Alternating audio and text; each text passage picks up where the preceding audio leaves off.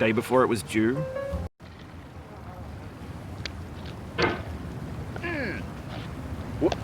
There's no feeling more intense than starting over.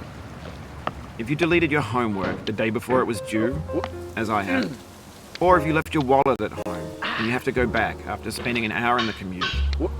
If you won some money at the casino and then put all your winnings on red but it came up black. If you got your best shirt dry cleaned before a wedding and then immediately dropped food on it. If you won an argument with a friend and then later discovered that they just returned to their original view. Starting over is harder than starting up.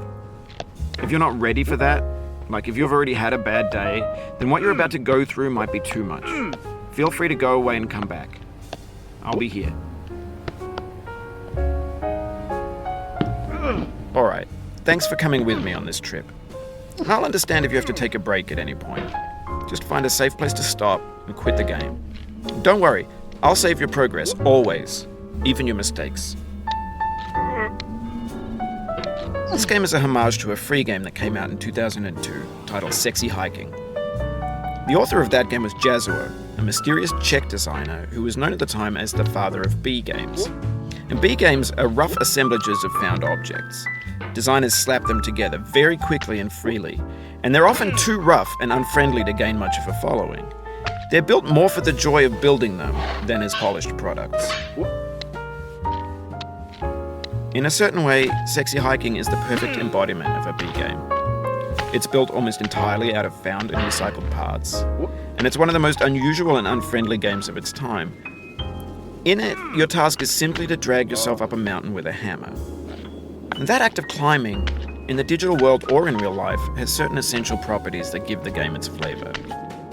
No amount of forward progress is guaranteed. Some cliffs are too sheer or too slippery, and the player is constantly, unremittingly in danger of falling and losing everything. Anyway, when you start Sexy Hiking, you're standing next to this dead tree that blocks the way to the entire rest of the game.